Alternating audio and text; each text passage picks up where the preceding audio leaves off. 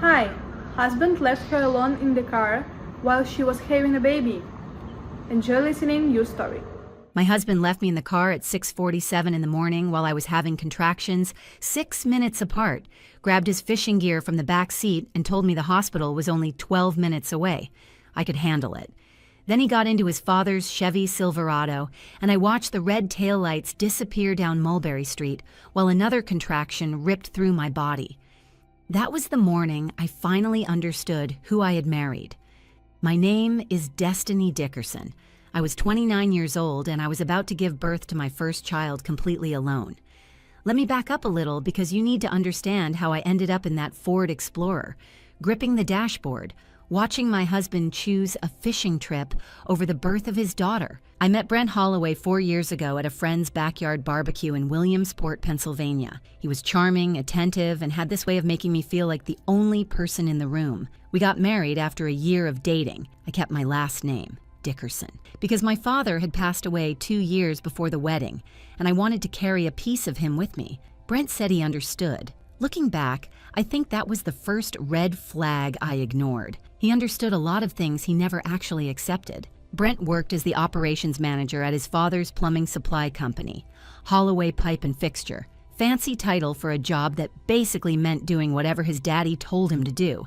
His father, Gerald Holloway, was 61, a widower who'd lost his wife to cancer when Brent was 15. I felt sorry for Gerald at first. Losing your wife, raising a teenage son alone, that's hard. But somewhere along the way, Gerald's grief turned into something else: control. He kept Brent on an emotional leash so tight the poor man couldn't breathe without checking if his father approved. And then there were the fishing trips. Every Saturday since Brent was 12 years old, he and Gerald went fishing together. Every single Saturday. They'd never missed one. Not for holidays, not for emergencies, not even for our wedding. We had to move the ceremony to Sunday because Gerald had already reserved their spot at Lake Raystown. I thought it was sweet at first, this father-son tradition. I told myself it was a sign of family values. What I didn't realize was that I would never, ever come before those fishing trips. Not once. Not even when I was literally bringing their family's next generation into the world. The signs were there before that March morning, of course. They always are. I just didn't want to see them. A few months before my due date, I started noticing money missing from our joint checking account. Small amounts at first. 150 here, 200 there. When I asked Brent about it, he waved me off. Business expenses, he said. You wouldn't understand the supply chain business. I work as a medical billing specialist at Keystone Orthopedic Associates. I understand numbers just fine, but I let it go because I was tired and pregnant and wanted to believe my husband wasn't lying to my face. My mother, Colleen, warned me about this marriage. 3 years ago, right before the wedding, she sat me down at her kitchen table in Scranton and said she had concerns. She said Brent seemed like a nice man, but a nice man who couldn't stand up to his father wasn't really a man at all. I told her she was being unfair. I told her she didn't know him like I did. I told her love would be enough. Mothers are annoying like that, always being right about things you don't want to hear. So there I was, that Saturday morning in March, 9 months pregnant, contractions getting stronger, sitting in the passenger seat of our car because Brent was supposed to drive me to the hospital. Supposed to. Instead, he stood in our driveway with his fishing rod in one hand and his tackle box in the other, telling me his father was already at the lake and couldn't wait. He said women had been giving birth for thousands of years. He said I was strong. He said 12 minutes wasn't that far. Then he kissed my forehead and got in his father's truck. I sat there for a full minute after they drove away. Not because I couldn't move. The contractions were painful but manageable at that point. I sat there because I genuinely could not believe what had just happened. My brain was trying to process the fact that my husband, the father of my child, had actually left me to drive myself to the hospital while in labor. It felt like a bad dream, like a sick joke. Like something that happened to other women. Not to me, but it was happening to me. And I had two choices: fall apart or drive. I drove. The 12 minutes to Williamsport Hospital felt like 12 hours. By the time I pulled into the emergency lot, my contractions were 4 minutes apart and getting worse. I parked crooked across 2 spaces and didn't care. Let them tow me. Let them give me a ticket. I had bigger problems. I called my sister Janelle from the parking lot, sobbing between contractions. Janelle is 36, works as a paralegal at a family law firm in Philadelphia, and has never liked Brent. She answered on the second ring, and I could barely get the words out. She didn't ask questions. She just said she was getting in her car, and she'd be there as fast as she could. Philadelphia to Williamsport is about 2.5 hours. She made it in 2, but first I had to check myself in, alone. The humiliation of that experience is something I'll never forget. The intake nurse asked for my emergency contact, and I wrote N-A. She asked where the baby's father was, and I said he was unavailable. She and the other nurse exchanged a look. That look women give each other when they understand something without words. One of them, a kind woman in her 50s named Rita, squeezed my hand and said, "Honey, you're stronger than you know." I filled out my own insurance forms between contractions. I work in medical billing. I process insurance claims for a living. So there I was, in active labor, writing down authorization codes and policy numbers because I knew exactly which ones they'd need. If that isn't the most ridiculous irony of my life, I don't know what is. At least I didn't have to call my own office to verify coverage. Small mercies. You know what the worst part was? Even then, even sitting in that hospital bed with monitors strapped to my belly and no husband in sight, I checked my phone. 17 texts to Brent, all marked as read. He had seen them, every single one. He just hadn't responded. He was too busy watching his fishing line. Rita came back to check on me and asked if there was anyone else she could call. I looked at my phone, at those 17 unanswered messages, and something inside me shifted. Not broke, shifted. Like a door unlocking. Like a part of me I'd kept quiet for 3 years finally waking up. No, I told her, there's no one else to call, but that wasn't entirely true. There was someone, there was me, and I was about to find out exactly how strong that someone could be. Before we continue, if you're enjoying this story, please hit that subscribe button and tell me in the comments where you're watching from and what time it is there. I read every single comment and I appreciate every one of you. Thank you so much for being here with me. Now, where was I? Oh yes, in labor, alone, having the time of my life. 11 hours. That's how long it took to bring my daughter into the world. 11 hours of contractions, breathing exercises, and nurses telling me I was doing great while I contemplated every life choice that had led me to this moment. First-time mothers often have longer labors, they told me. This is normal, they said. Everything is progressing beautifully. Then, around hour 6, everything stopped being beautiful. Lily May's heart rate dropped during a contraction. Not a little, a lot. Monitors started beeping. 3 nurses rushed into the room so fast I thought the floor might collapse. The doctor appeared out of nowhere, talking about fetal distress and emergency interventions and possible cesarean section. I was terrified, absolutely terrified. Not for me, for my baby, for this little person I hadn't even met yet, but already loved more than anything.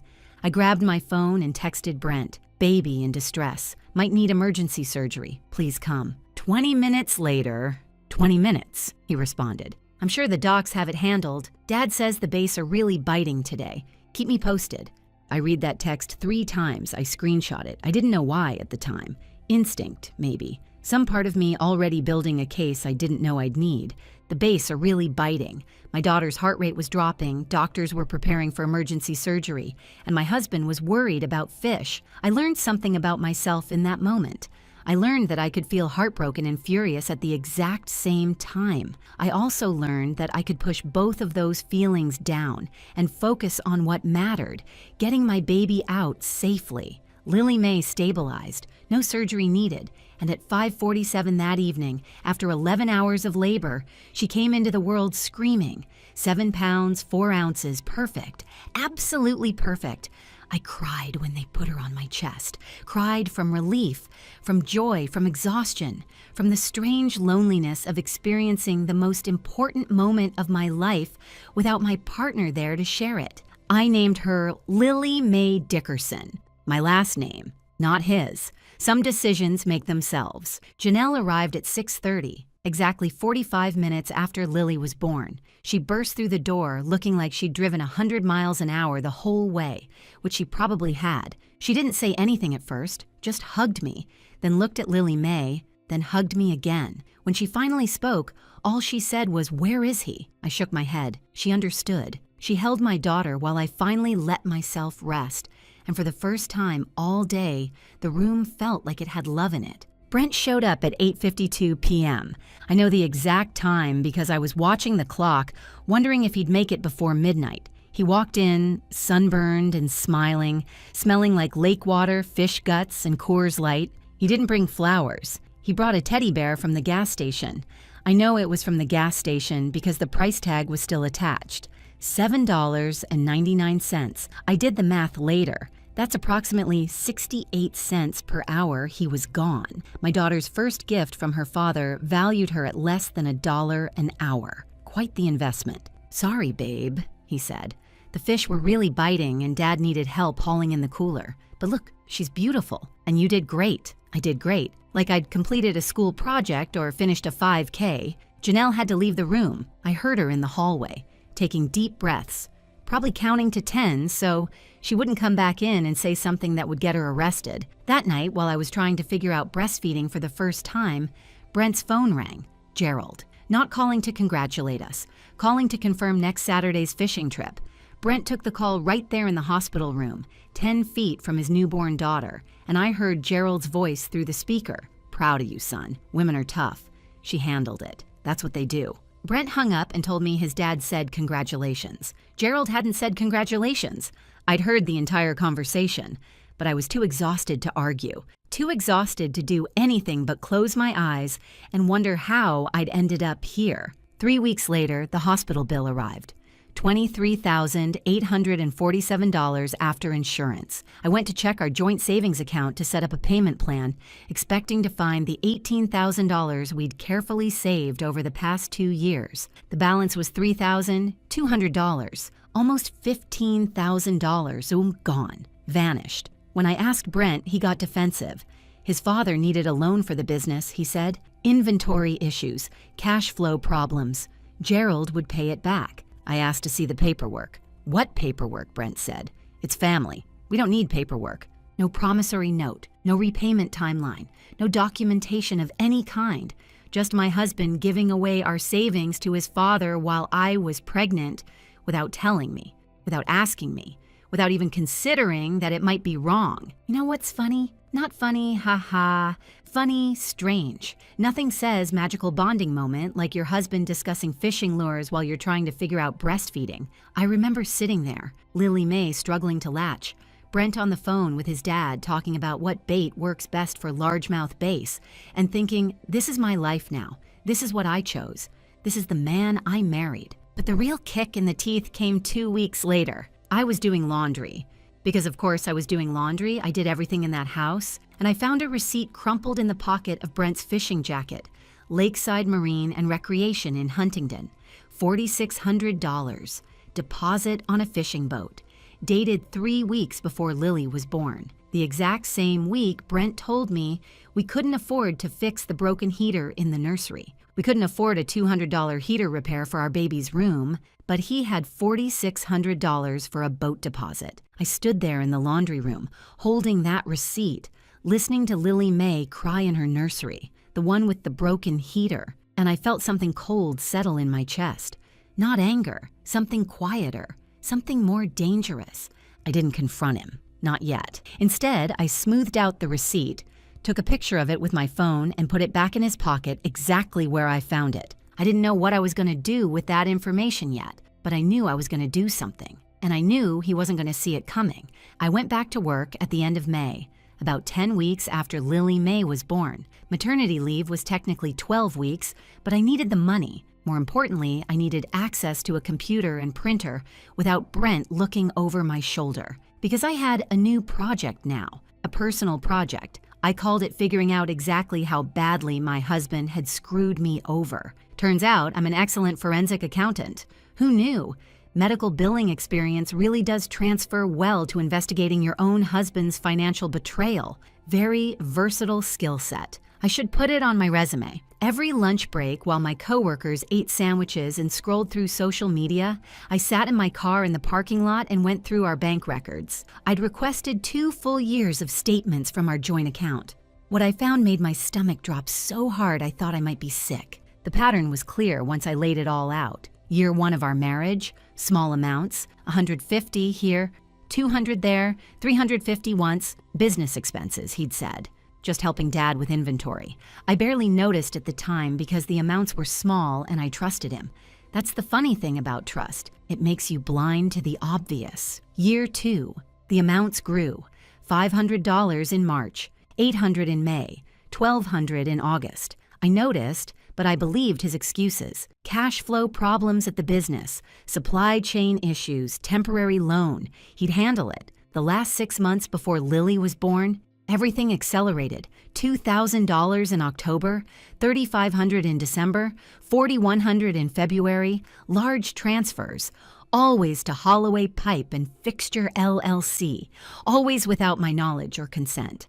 I added it all up 3 times because I couldn't believe the number. $67,340. $67,000 gone. Over 28 months from an account that had both our names on it.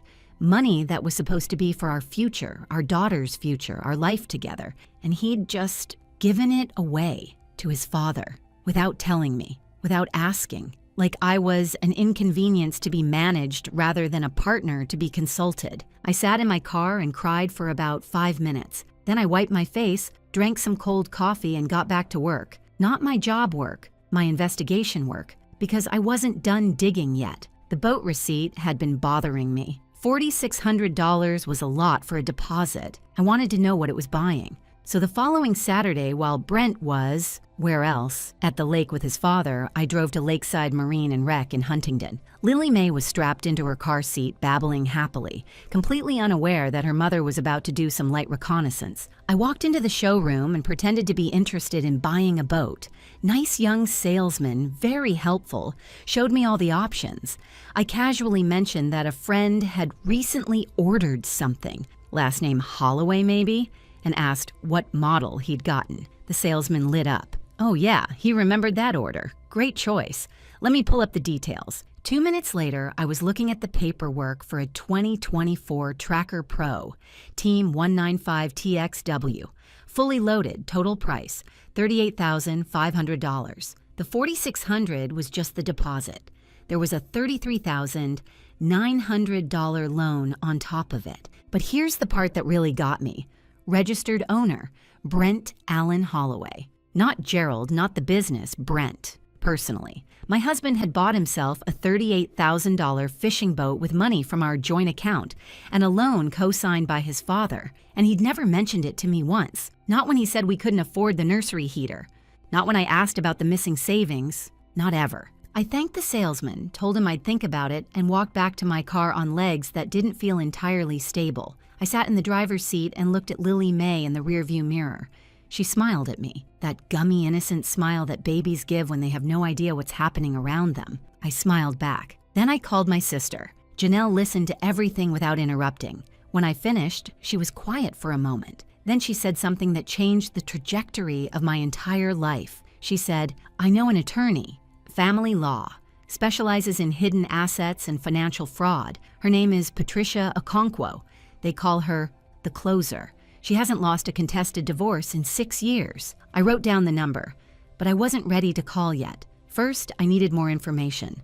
Janelle, bless her paralegal heart, helped me pull public records for Holloway Pipe and Fixture LLC. What we found was worse than I'd imagined. Brent wasn't just an employee at his father's company. He was listed as 50% owner, filed 18 months ago. He'd never told me, which meant that whatever debts the business had, whatever liabilities, whatever tax problems, Brent was personally responsible for half of it. I also got access to our phone records. I'm the account holder on our family plan, so it was easy. Brent and Gerald talked 3 to 4 hours every single day. Every day, sometimes more. But it wasn't the call logs that gutted me. It was the text messages. Gerald referred to me as that woman in at least a dozen texts. 2 days before I gave birth, Gerald texted Brent, "Don't let her guilt you into skipping Saturday. She's playing you. Women always exaggerate these things." The day after Lily was born, Gerald wrote, "Proud of you for standing your ground, son. She needs to learn she's not your priority. Family is. Family is. As if I wasn't family. as if our daughter wasn't family, as if the only family that mattered was the Holloway bloodline, and I was just some inconvenient woman who'd wandered into their lives and started making demands. I read those texts in my car during my lunch break. I cried again, and then, like before, I stopped. Because crying wasn't going to fix anything. Crying wasn't going to protect my daughter. Crying wasn't going to get back the $67,000 my husband had stolen from our future. But preparation might. My mother moved in with us that week. Colleen Dickerson, 63 years old, retired school nurse. 5'4" and absolutely not someone you want to mess with. She said she was there to help with the baby. We both knew she was there because I'd told her what I'd found, and she wasn't about to let her daughter face this alone. She never said I told you so. Not once. She just helped. Changed diapers. Did dishes. Held Lily May when I needed to work late on my research. Made dinner. Listened when I needed to vent. That restraint. Not pointing out that she'd warned me about Brent 3 years ago was its own kind of gift. Maybe the best gift she could have given me. I thought about my grandmother a lot during this time. Lillian May Dickerson, the woman Lily was named after. Grandma Lily had raised 4 kids alone after her husband died in a factory accident in 1962. She never complained, never remarried, just did what needed to be done every single day for years. She used to tell me that Dickerson women were made of stronger stuff than most people realized. We just didn't advertise it. I was finally starting to understand what she meant. I became a forensic accountant on my lunch breaks. Never thought my medical billing skills would transfer so well to investigating my own husband. I also used to think I was bad at math. Turns out, I'm excellent at math. I just needed the right motivation. Nothing sharpens your arithmetic skills like discovering your husband is a thief. On a Tuesday afternoon in late June, while Brent was at his father's shop planning their next fishing trip, I finally called Patricia Okonkwo. I told her everything. The hospital, the fishing trips, the money, the boat, the text messages, the business ownership, all of it. She listened without interrupting, asked a few clarifying questions, and then was silent for a moment. When she spoke again, she said 5 words that changed everything. You have an excellent case. Patricia Okonkwo's office was on the 3rd floor of a brick building in downtown Harrisburg, about an hour's drive from Williamsport. The elevator was slow, the carpet was worn, and the waiting room had magazines from 2019. None of that mattered.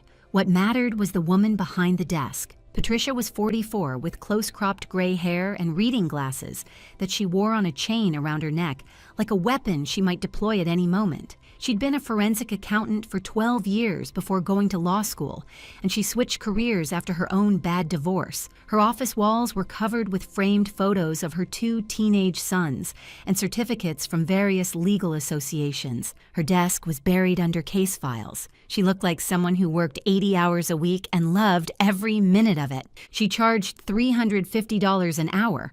I nearly choked when she told me, but then she said something that made me stay. She said she offered payment plans for cases she believed in, and after reviewing my documentation, the bank statements, the boat receipt, the text messages, the business records, she believed in mine. She smiled when she finished reading, not a friendly smile. The smile of someone who sees victory on the horizon and can't wait to get there. Let's talk about what you're entitled to, she said. The discovery phase of my divorce revealed things even I hadn't expected. Patricia subpoenaed the financial records for Holloway Pipe and Fixture LLC, and what came back was a disaster. The business owed $134,000 in back taxes, 3 years of what Patricia politely called creative accounting, what the IRS would call fraud. Multiple vendors were owed money. Suppliers had cut them off. The company was technically insolvent, surviving only on cash infusions. Cash infusions from where, you might ask? From my joint checking account, from the $67,000 my husband had been funneling to his father for over 2 years. Our savings had been keeping Gerald's failing business alive, while I thought we were building a future together. And here's where it got really interesting. As 50% owner of Holloway Pipe and Fixture, that ownership stake Brent had never bothered to mention to me, he was personally liable for half of everything. Half of the back taxes, half of the vendor debts, half of the entire financial catastrophe his father had created. Patricia pulled off her reading glasses and let them dangle on their chain. Your husband, she said, is in very serious trouble. and he doesn't even know it yet. The house was our biggest asset. We'd bought it for $285,000 3 years ago, right after we got married. The down payment was $35,000, a gift from my parents. My mother, Colleen, and my late father, Howard, had given us that money to help us start our lives together. I had the canceled check. I had the gift letter, which specifically stated the money was intended for my down payment contribution. Patricia's eyes lit up when she saw those documents. In Pennsylvania, she explained, gifts to one spouse can be treated as separate property under certain circumstances. That down payment documentation changes everything. You're not just entitled to half the equity, you have a strong claim to the full $35,000, plus your share of the appreciation. Current equity in the house after the mortgage, approximately $67,000. Between the down payment reimbursement and my share of the rest, I was looking at walking away with a significant sum. Not rich, but enough to start over. And then there was the boat. That $38,500 fishing boat had been purchased with a $4,600 deposit from our joint account, marital funds. Under Pennsylvania law, I was entitled to half its value. Patricia explained that if Brent couldn't afford to buy me out, the court could order the boat sold. The proceeds would be split. Given Brent's impending financial problems, there was no way he could come up with that money. The fishing boat that was more important than his daughter's nursery heater might end up being sold to pay his ex-wife. I'm not saying karma is real, but I'm also not saying it isn't. Patricia advised me to open a separate checking account in my name only. Perfectly legal, she assured me. Married people have the right to their own accounts.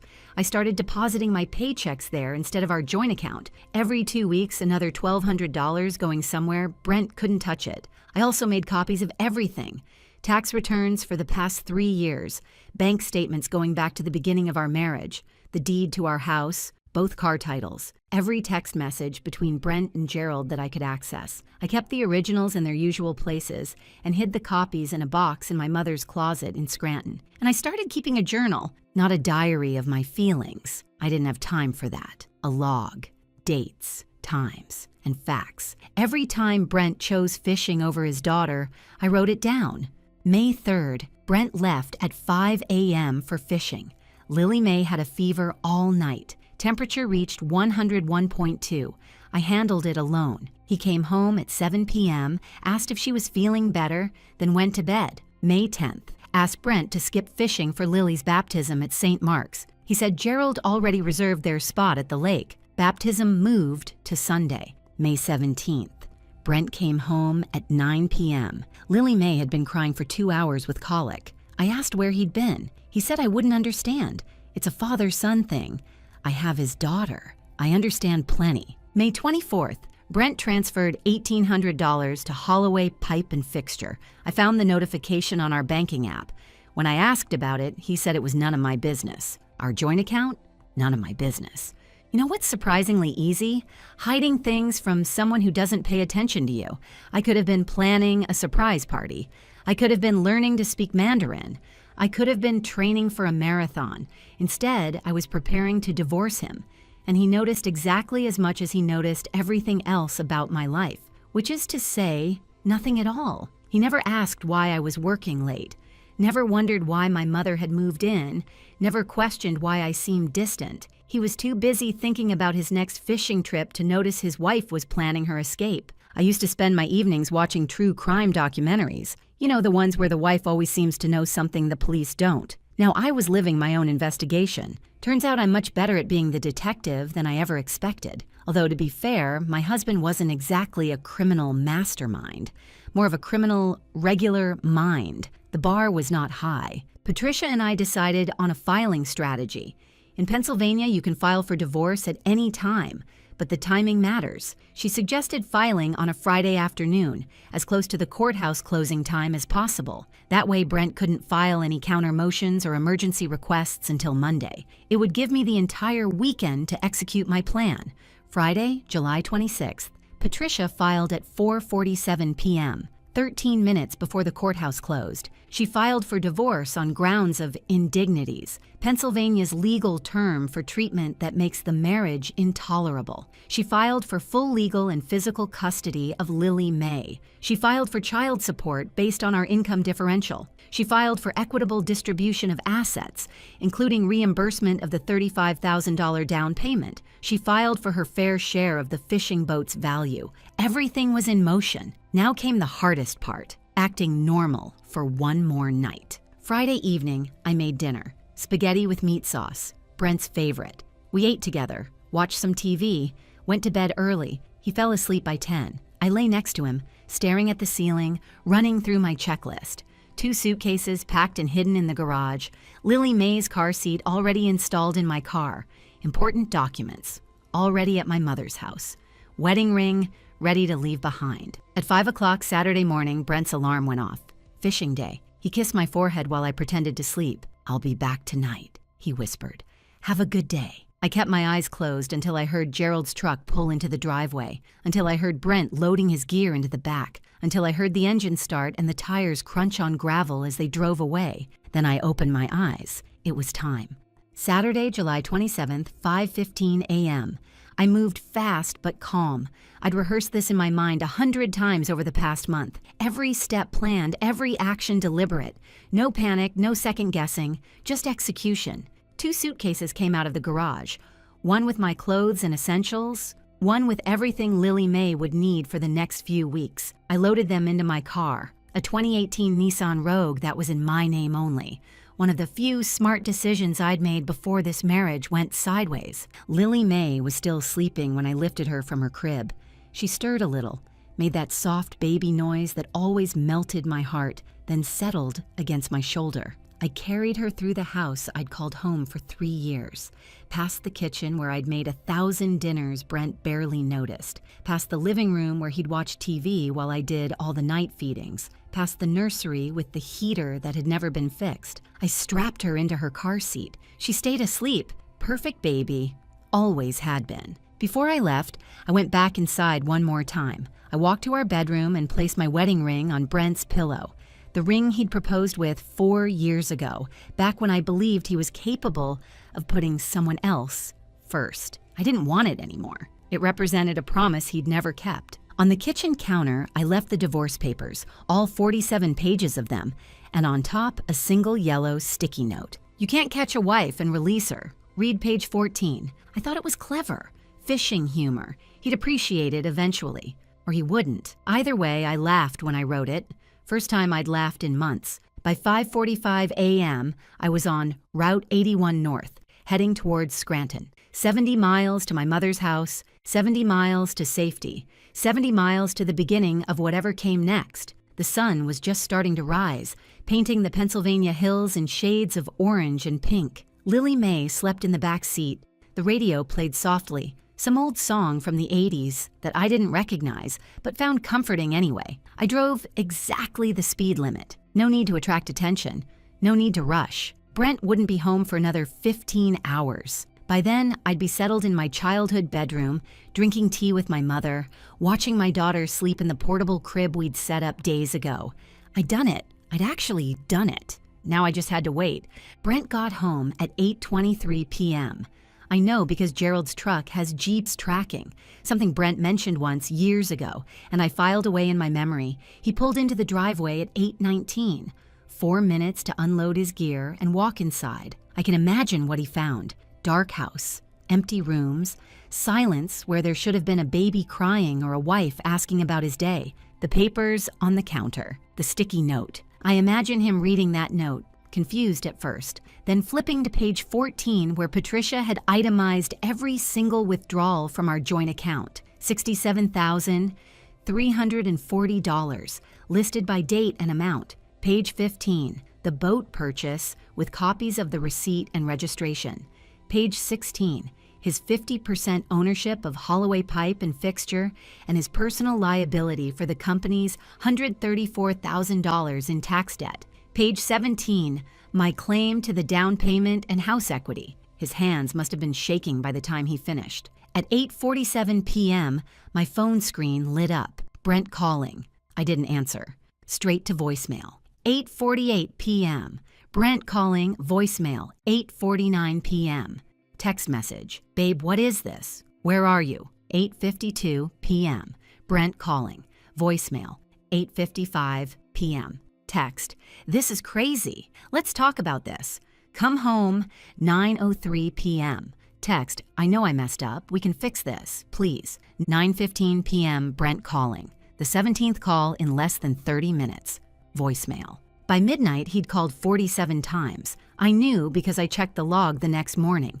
47 calls to a number I'd blocked at 6 a.m. that morning, right after I crossed the Scranton city limits. Some people say forgiveness is letting go of anger. I say blocking someone's number is letting go of their ability to annoy you. Same energy, faster results. Sunday morning, Gerald drove to my mother's house. I watched from the upstairs window as his truck pulled up, as he marched to the front door, as he pounded on it with his fist. Colleen answered. My mother, 5'4", 63 years old, retired school nurse. Not someone you'd expect to be intimidating, but she stood in that doorway like a fortress. I couldn't hear what Gerald said, but I could imagine. Demands to see me, accusations, maybe threats. Colleen's response was calm and clear. I heard every word through the open window. My daughter and granddaughter are resting. You can leave now, or I can call the police. Your choice. She didn't raise her voice, didn't need to. Gerald stood there for a long moment, probably trying to figure out how to bully a woman who clearly wasn't going to be bullied. Then he turned around and drove away. He wasn't used to women who didn't back down. He was about to meet a lot more of them. The next few months unfolded exactly as Patricia had predicted. Without my income covering the mortgage, the house payments fell behind immediately. Brent missed August, missed September. By October, the bank had sent foreclosure warnings. The house he'd prioritized fishing trips over was slipping through his fingers. Meanwhile, Patricia's forensic accountant had torn through Holloway Pipe and Fixture's books and found clear evidence of tax fraud going back 3 years. As an officer of the court, Patricia was required to report suspected fraud to the appropriate authorities. She did so in late August. By October, the IRS had opened an investigation. By November, they'd frozen Gerald's business accounts pending a full audit. The dominoes were falling. September brought depositions, under oath, on the record. Patricia deposed both Brent and Gerald separately. Brent's deposition was pathetic. He couldn't explain where the money had gone.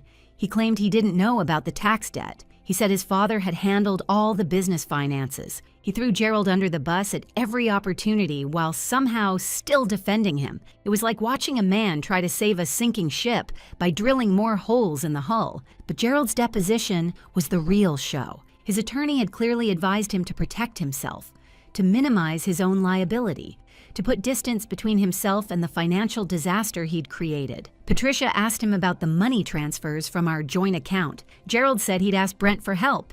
Brent offered. He didn't force anyone to do anything. Patricia asked if he knew the money belonged to both Brent and me. Gerald said Brent handles his own household.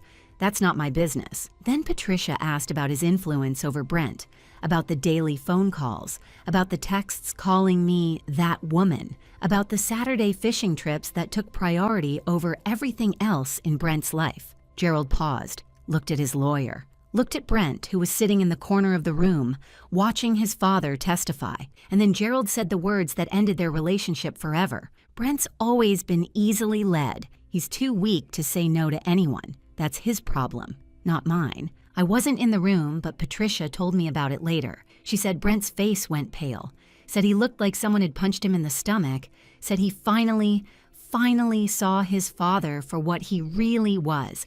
But it was too late. 3 years too late for me. A lifetime too late for Brent. The divorce was finalized in November, 4 months after I filed.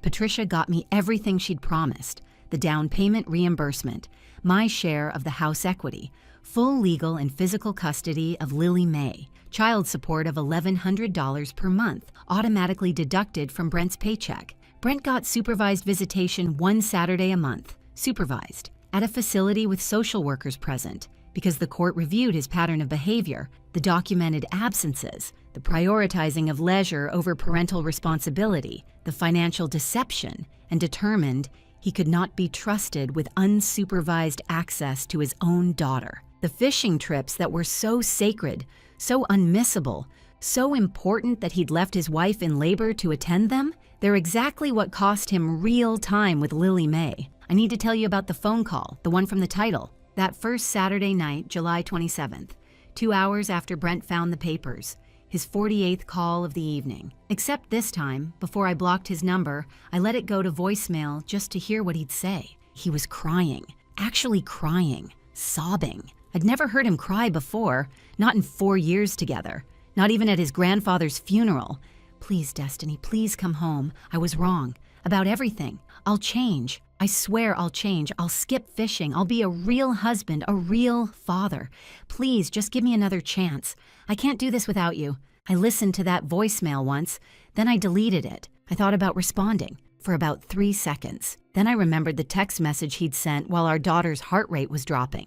Dad says the bass are really biting today. Keep me posted. I blocked his number. I never answered again. Hey, if this story has meant something to you, I'd be so grateful if you'd hit that like button and subscribe to the channel. Your support means more than you know. It really helps me keep making these stories for you. Thank you, truly, from the bottom of my heart. Now let me tell you how this all turned out. The house sold in January.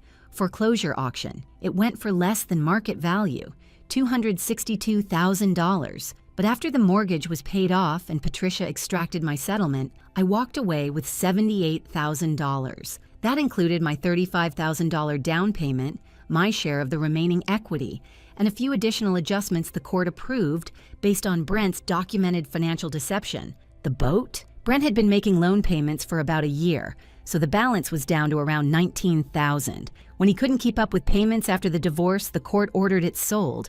When at auction for $31,000, boats depreciate fast. After the loan payoff, about $12,000 remained.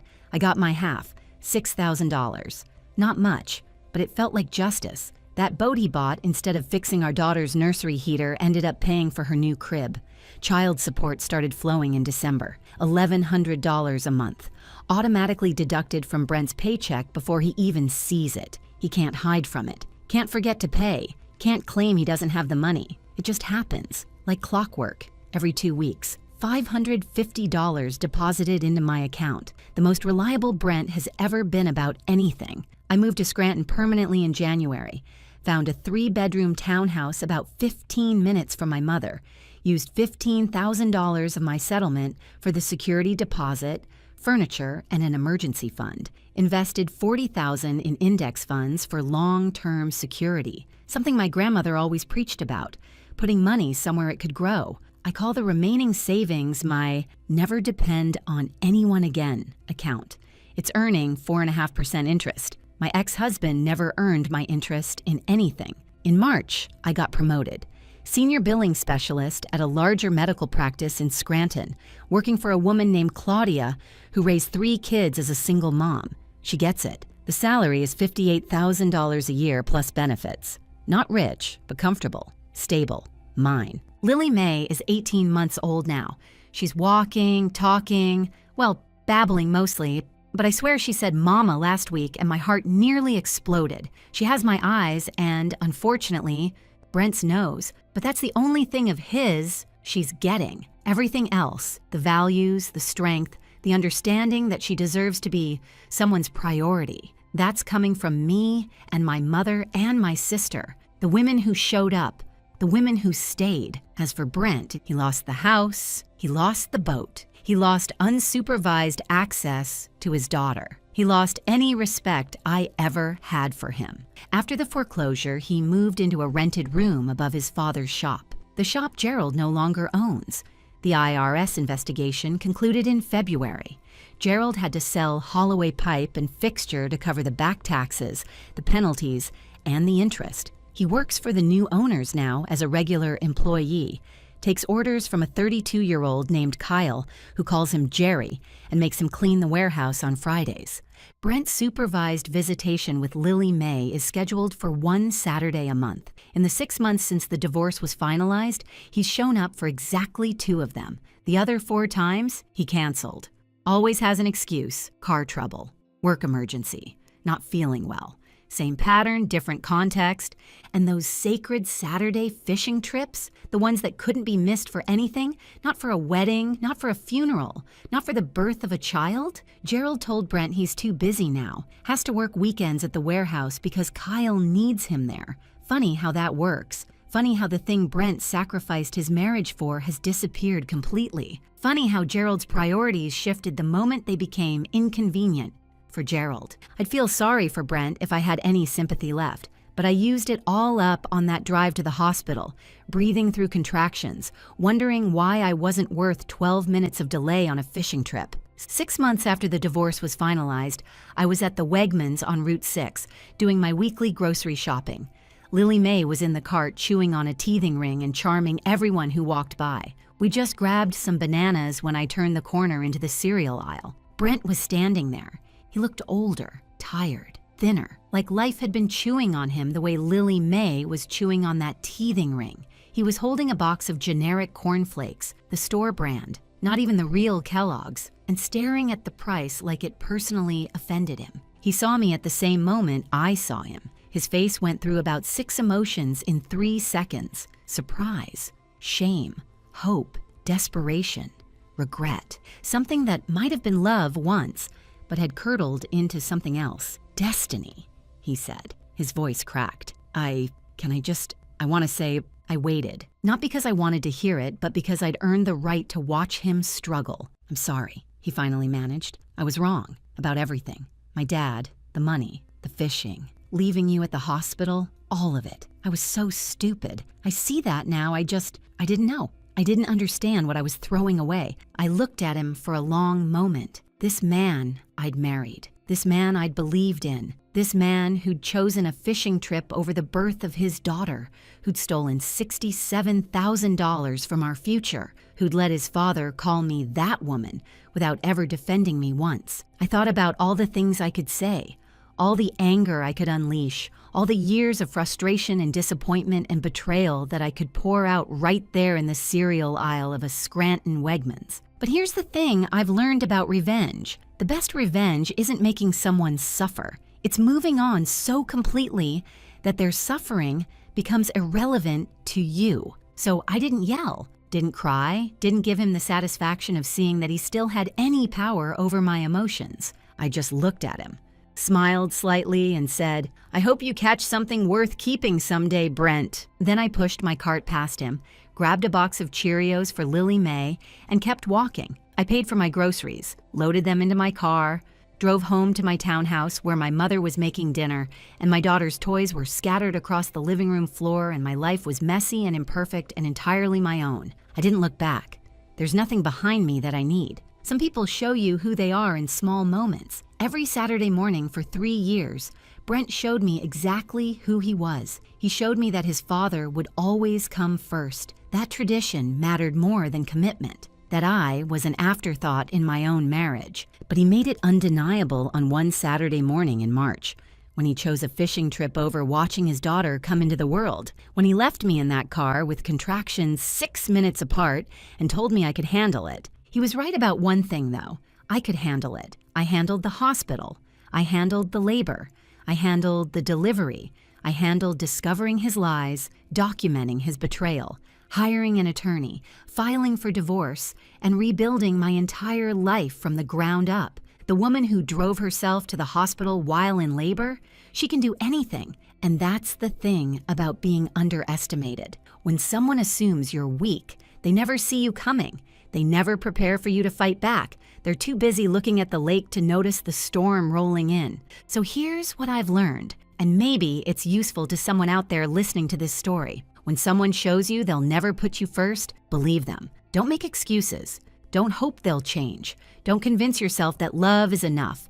Believe them the first time, the 10th time, the 100th time, and then make the only decision that really matters. Put yourself first, because nobody else is going to do it for you. Thank you so much for staying with me through this whole story.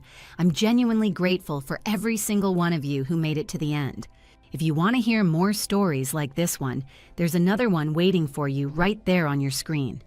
I picked it out just for you. I think you're going to love it. I'll see you in the next one.